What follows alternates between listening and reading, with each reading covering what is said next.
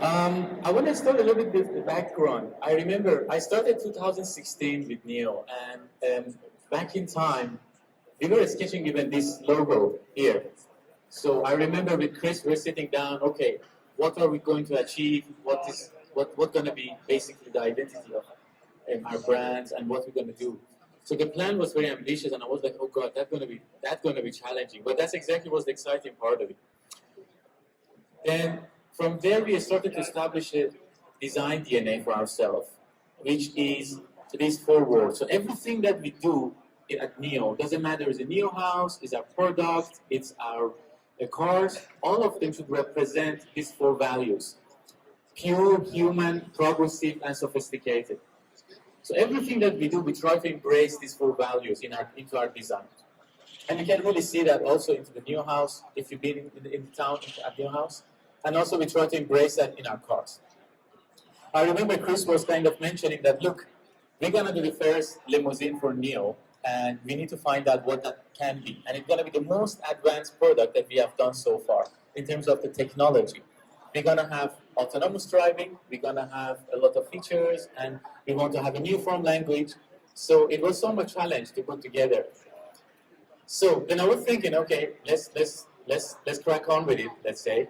And typical, with design, we start with doodling and sketching.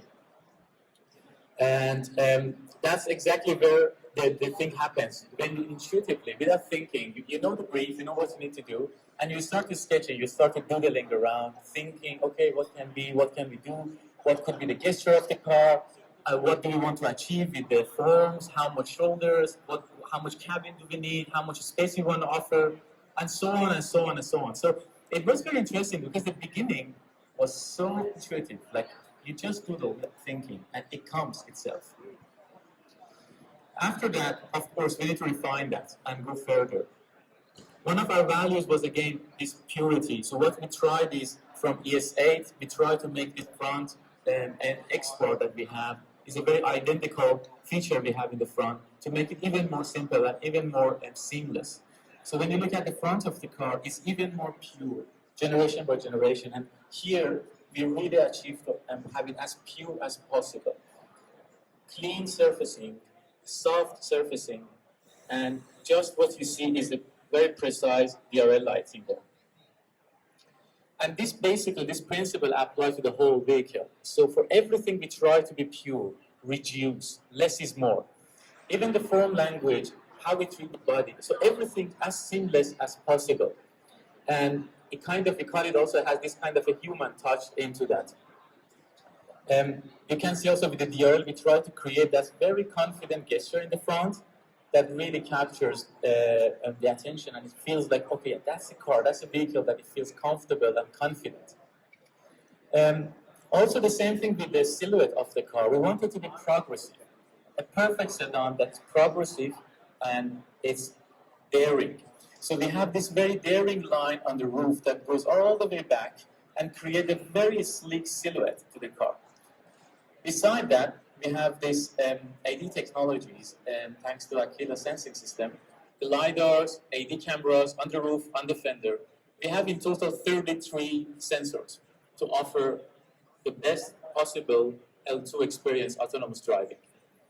This is something that I think it was one of the most exciting part of the brief when we were sketching and designing, because we all believe that this is the kind of the next chapter in the auto industry. And of course, sophistication, it's so important on the details, on refinement on the corners, how we look at the details, how we treat the areas like the cameras, the door handles. Attention to details, definitely it's something that we try to embrace as much as we can. From there, of course, sketching is fun, but at the end of the day, you need a real car. And that was the first time I was seeing the car in real. And I can tell you, when you doodle and when you sketch, it's fun, it's cool, and you enjoy it. But when first time you see the car, it's exactly the moment that your stomach, you feel it. Oh God, this is it. It's there, the sketch is there. It's a very emotional experience that you observe the 3D volume, you observe the cabin, how it is. You observe the feeling of the vehicle and the proportion. And then from there, of course, you will move on, and then we basically refine the car. more and more. Here I would like to also highlight a couple of the details that we have. So we try to really keep the technology as a celebration and the whole exterior surfacing as a kind of a clean and seamless as a secondary in the background. And this actually helped us to achieve a very good CD efficient for aerodynamic to 0.2, which is really, really impressive, especially within these components that we have on the headliner. So the car is surrounded by lots of sensors, and we had to do a lot of also sensors behind the surfaces and still keep the car clean. So it was quite a good challenge. Talking about sustainability, I think we all agree these days we are all talking about sustainability and how can we make the car more clean, more sustainable. And the first approach we had was like, okay, let's rethink what we want to do in the interior. What components do we need? How can we make it less?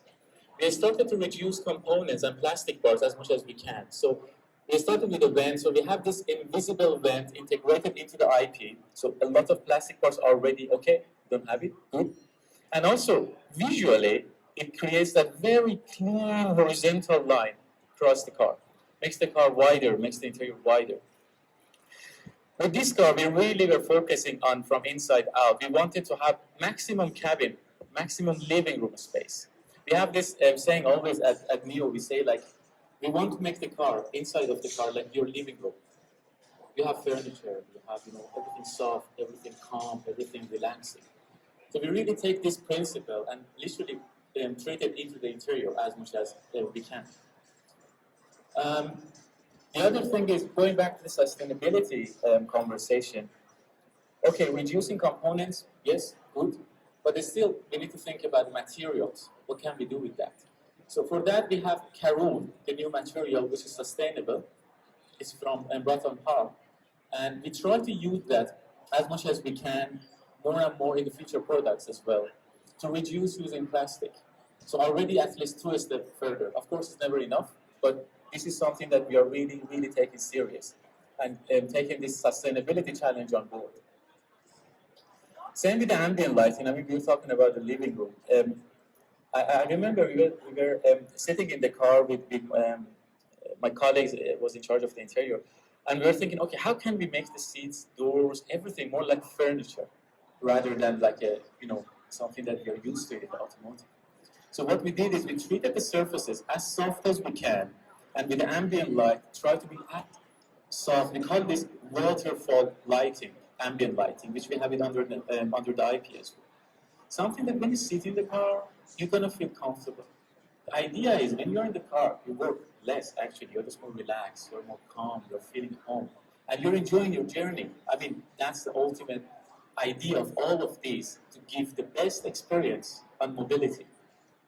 And that was the ultimate thing we wanted to achieve, to bring a new experience, something that when you leave the car, you remember it. I don't know if you've seen the car or not, but we have a person in the car called Nomi, artificial intelligence, and Nomi lives there, is with us, learns, you can talk to her, and you can communicate with her, and she communicates with you. We have this also in our ES8. I don't know if you've seen it in the car or not. It's quite interesting. I'll tell you a story about that. I was driving to Copenhagen with my wife with ES8, and it was a long journey. And I remember, like, my wife was sleeping, and I still know me was like shaking hands. Oh, would you like to have coffee, or would you like to have a break? What about music? And then it's something that you suddenly realize.